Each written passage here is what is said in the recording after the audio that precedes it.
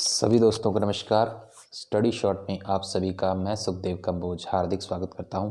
अगर study short पर नहीं है तो स्टडी शॉर्ट को सब्सक्राइब करना ना भूलें। तो आज के करंट अफेयर दोस्तों हमारी वेबसाइट mrsarkarijob.com पर जो है अपडेट हो चुके हैं और चलिए चर्चा कर लेते हैं आज के जितने भी करंट अफेयर्स बन रहे हैं उन पर। तो पहला क्वेश्चन है कि हाल ही में प्रधानमंत्री नरेंद्र मोदी जी द्वारा स्टैच्यू ऑफ पीस का अनावरण किस राज्य में किया गया है। तो स्टैच्यू ऑफ यूनिटी आपको पता है पहले अनावरण हो चुका है इसका जो है गुजरात साइड में, लेकिन यहाँ पे स्टैच्यू ऑफ पीस का अनावरण किया गया। तो ये भी अपने आप में इम्पोर्टेंट क्वेश्चन बनने वाला है। तो स्टैच्यू ऑफ पीस ये होता क्या, इस पर चर्चा कर लेते हैं कि ये एक तरह का वही बात है कि जिस तरीके का स्टैच्यू ऑफ यूनिटी बना हुआ है उसी तरीके का स्टैच्यू ऑफ पीस है, लेकिन उससे कद में काफ़ी छोटा है। तो एक तरह की मूर्ति होती है और ये मूर्ति जो का अनावरण किया गया है 151वां बर्थ एनिवर्सरी थी। जैनों के एक मुनि हुए थे कि श्री विजय वल्लभ सुरेश्वर जी महाराज, उनके बर्थ एनिवर्सरी पर ये क्या है इसका अनावरण किया गया था। और ये अनावरण किया गया था दोस्तों राजस्थान के अंदर। तो इसको 151 इंच ये लंबा है और अष्ट धातु का बना हुआ है। 8 मेटल जिसमें होते हैं, गोल्ड होता है, silver, copper, lead, zinc, tin, iron, ये सभी इसके धातुओं का मिलकर बना हुआ है।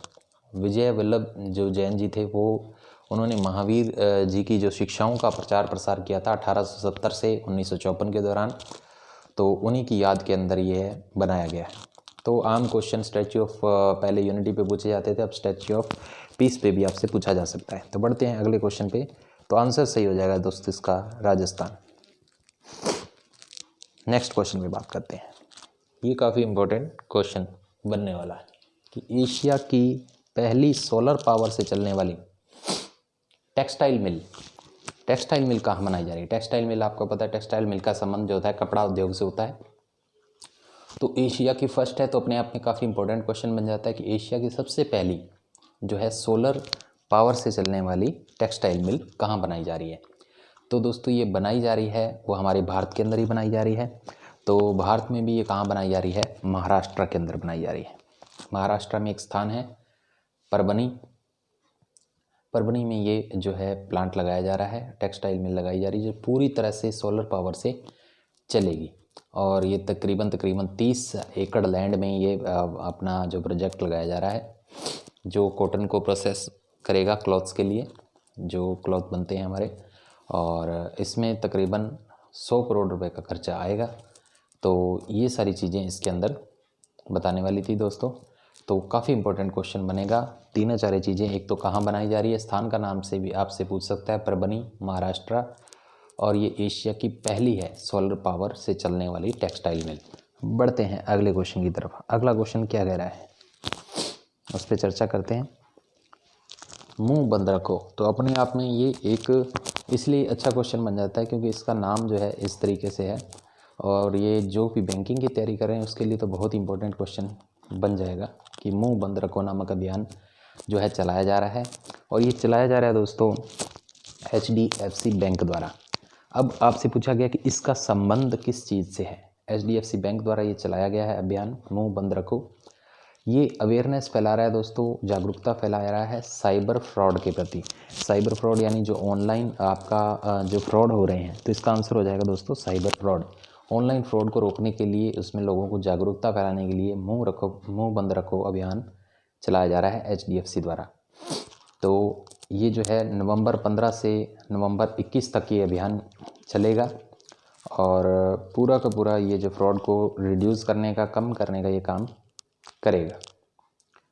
तो जैसे कि आपसे कोई भी फ़ोन करके किसी प्रकार की सूचना मांगता है बैंकिंग की, तो वो आपको नहीं देनी है, इसीलिए इसका नाम मुंह बंद रखो अभियान दिया गया है। अब बढ़ते हैं अगले क्वेश्चन की तरफ। अगला क्वेश्चन जो आपकी स्क्रीन पर आ रहा है कि WHO ने हाल ही में किस प्रकार के कैंसर की रोकथाम के लिए अभियान चलाने का फैसला किया है।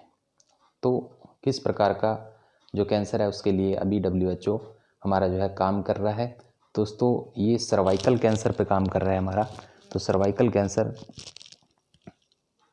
इसको रोकथाम के लिए वो अभियान चलाया गया है। और ये जो है 73 जो इसका स्थापना दिवस था WHO का, वर्ल्ड हेल्थ असेंबली, उस पर इसको जो समर्पित किया गया था।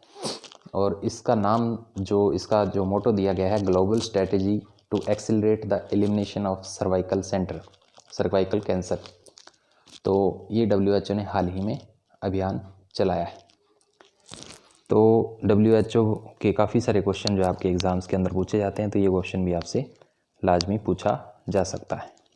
अब बढ़ते हैं कि अगले क्वेश्चन की तरफ। अगला क्वेश्चन आ रहा है हमारे भारत के उद्योग धंधों से। हाल ही में वित्त मंत्री ने MEIS के लिए एक फंड जारी किया है। तो MEIS का संबंध किस बात से है, ये आपसे पूछा गया है। तो आपसे क्वेश्चन घुमा फिरा के कैसे भी पूछा जा सकता है। दोस्तों पहले बात कर लेते हैं MEIS का पूरा नाम क्या है। इसका पूरा नाम है दोस्तों merchandise exports from India scheme. तो बैंकिंग वाले और फाइनेंशियल सेक्टर वाले ध्यान दीजिए, क्योंकि ये क्वेश्चन आपके तो पक्का आने वाला है। अदर जो भी एग्ज़ाम देने वाले हैं तो उनका भी क्वेश्चन ये आ सकता है। तो आजकल कोई भी बाउंडेशन रही किसी भी एग्ज़ाम में, कैसा भी क्वेश्चन आ सकता है। तो करंट के बहुत सारे क्वेश्चन आ रहे हैं, तो आप करंट को काफ़ी सीरियसली लो। तो merchandise export from India scheme, ये स्कीम किससे जुड़ी हुई है आपको पता लग ही गया होगा कि निर्यात से जुड़ी हुई है। बाहर से निर्यात जो होता है उसको बढ़ावा देने के लिए उसको एक फंड जारी किया जाता है। तो ये गवर्नमेंट की स्कीम है कि ज़्यादा से ज़्यादा जो है इंडिया से एक्सपोर्ट हो ताकि देश को फ़ायदा हो। तो निर्यात से इसका संबंध है दोस्तों। अब बढ़ते हैं अगले क्वेश्चन की तरफ। अगला क्वेश्चन आ रहा है हमारा अगेन बैंकिंग सेक्टर से आ रहा है। इक्विटी स्मॉल फाइनेंस बैंक द्वारा हाल ही में केवल महिलाओं के लिए जो है बचत खाता लॉन्च किया गया है। तो ये बचत खाता किस नाम से लॉन्च किया गया है, इस नाम आपसे जस्ट पूछा है। तो बचत खाता जो है ईवा नाम से लॉन्च किया गया है। तो equity small finance bank limited दोस्तों एक छोटा स्मॉल फाइनेंस बैंक है, और इन्होंने एक यूनिक सेविंग अकाउंट बनाया है इंडियन वुमेंस के लिए, उनको एम्पावर करने के लिए। और इसमें पूरी की पूरी वुमेंस की वेलबिंग्स को, जैसे उनकी हेल्थ है, उनका वेल्थ है, उनकी प्रॉस्पेरिटी, सभी चीज़ों को 360 डिग्री का ये प्रोग्राम है। सेविंग अकाउंट है एक तरह का।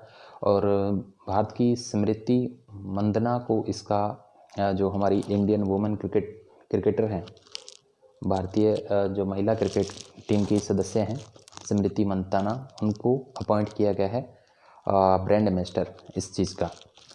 तो इतनी सी बात थी। तो ईवा नाम से इसको लॉन्च किया गया है। बढ़ते हैं अगले क्वेश्चन की तरफ। अगला क्वेश्चन क्या कह रहा है, रिजर्व बैंक इनोवेशन हब का पहला चेयरपर्सन। अब तो ये दोस्तों काफ़ी इंपॉर्टेंट क्वेश्चन है, क्योंकि ये पहला है अभी तक। तो जो भी चीज़ें पहली हैं तो उन पर क्वेश्चन किया जा सकता है। तो फर्स्ट एवर जो chairperson reserve bank innovation hub, तो इसका फर्स्ट चेयरपर्सन जो है नियुक्त किया गया है क्रिस गोपाल कृष्णन को। तो ये उत्तर हो जाएगा क्रिस गोपाल कृष्णन। तो ये फर्स्ट चेयरपर्सन है हमारे reserve bank innovation hub RBIH। तो इसका पूरा नाम भी आपसे पूछा जा सकता है। तो इसमें इतनी सी बात थी, और बढ़ते हैं अगले क्वेश्चन की तरफ। अगला क्वेश्चन जो आ रहा है आपकी स्क्रीन पर, बिहार की पहली उप मुख्यमंत्री। तो इस पर क्वेश्चन बनना आपका लाजमी है। तो बिहार चुनाव पे हम थोड़ी सी विशेष चर्चा कर लेते हैं। तो आपको पता है कि वहाँ पे आरजेडी यानी लालू वाली जो पार्टी थी, लालू यादव वाली, वहाँ पे तेजस्वी यादव लड़ रहे थे, और उधर से अपने बीजेपी लड़ रही थी, और नीतीश कुमार जी की जेडीयू पार्टी लड़ रही थी, और एलजेपी पार्टी जो है पासवान जी की लड़ रही थी।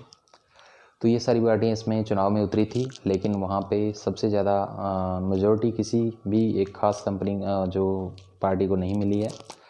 और वहाँ पे हालांकि एनडीए की सरकार बनने जा रही है, और लगातार सातवीं बार जो है हमारे नीतीश कुमार जी सीएम बनने जा रहे हैं। लेकिन ये सभी को पता है कि नीतीश कुमार जी सीएम बनेंगे। तो ये क्वेश्चन यहाँ पे बनना कम इतना, क्योंकि हर किसी को ये ज्ञान होगा तो ये क्वेश्चन डायरेक्ट नहीं बन पाएगा। तो इस क्वेश्चन ऐसे बन सकता है कि वहाँ की उप मुख्यमंत्री आपसे पूछा जा सकता है, या ऐसा पूछा जा सकता है कि चीफ मिनिस्टर कितनी बार बन गए हैं लगातार। तो 7वीं बार इन्होंने शपथ ली है। तो 7वीं बार ये नीतीश कुमार जो हैं बिहार के सीएम चुने जा चुके हैं। हमारा क्वेश्चन था कि उप मुख्यमंत्री से रिलेटेड। तो उप मुख्यमंत्री से अच्छा क्वेश्चन इस प्रकार से निकल के आ रहा है, क्योंकि बिहार की पहली महिला उप मुख्यमंत्री, पहले कोई भी महिला वहाँ पे उप मुख्यमंत्री नहीं बनी है, तो पहली महिला उप मुख्यमंत्री वहाँ पे बनी है जी रेणु देवी। तो लेकिन ये अकेली उप मुख्यमंत्री नहीं है वहाँ पे, यहाँ पे 2 उप मुख्यमंत्री बनाई गई हैं। तो पहली तो एक तो रेणु देवी जी को बनाया गया है, और वहाँ पे एक और तारकिशोर प्रसाद जी को बनाया गया है, तारकिशोर प्रसाद जी को भी बनाया गया है वहाँ पे उप मुख्यमंत्री। तो जॉइंट ये दोनों बनाए गए हैं। लेकिन रेणु देवी पे क्वेश्चन अच्छा बनता है कि ये पहली डिप्टी सीएम है बिहार की जो महिला है, तो इसलिए क्वेश्चन हम लेकर के आए हैं, क्योंकि हम वही क्वेश्चन उठाते हैं जो क्वेश्चन आपके एग्ज़ाम्स के अंदर पूछे जाने वाले होते हैं। अब बढ़ते हैं अगले क्वेश्चन की तरफ। अगला क्वेश्चन क्या आ रहा है आपकी स्क्रीन पर, लास्ट क्वेश्चन। तो मोल्डोवा की पहली महिला, देखो यहाँ पे भी पहली चीज़ आ रही है, तो जो पहली है तो वहाँ पे क्वेश्चन जरूर बनते हैं आपके एग्ज़ाम में। मोल्डोवा की पहली महिला राष्ट्रपति किसे चुना गया है, तो वहाँ पे भी पहली महिला राष्ट्रपति वहाँ की ही पहले एक प्राइम मिनिस्टर रही थी, वो भूतपूर्व प्राइम मिनिस्टर प्रधानमंत्री रही थी, उन्हीं को चुना गया है माइया सेंधु। माइया सेंधु को जो अपना संबंध रखती है एक्शन एंड सॉलिडेरिटी पार्टी से। और मोल्डोवा के बारे में बता देता हूँ, ये दोस्तों यूरोपियन कंट्री का छोटा सा देश है, तो वहाँ पे पहली महिला जो राष्ट्रपति चुनी गई है, तो इसलिए ये क्वेश्चन अपने आप में इम्पोर्टेंट हो जाता है। तो इसमें इतनी सी बात थी, कोई ज़्यादा इम्पोर्टेंट बात नहीं थी, तो आपसे डायरेक्ट ये क्वेश्चन पुट किया जाएगा एज इट इज़, जैसे मैंने आपसे पूछा है। तो माइया संधू इसका पूरा नाम जो है सही नाम हो जाएगा, जो वहाँ की पहली महिला राष्ट्रपति चुनी गई है। तो दोस्तों ये थे आज के करंट अफेयर्स के क्वेश्चन। उम्मीद करता हूँ ये आपको पसंद आए होंगे, और अगर पसंद आए हैं तो अपने दोस्तों के साथ शेयर करना, लाइक करना ना भूलें, और आप इसको mrserkarijob.com पर भी चेक कर सकते हैं। धन्यवाद दोस्तों।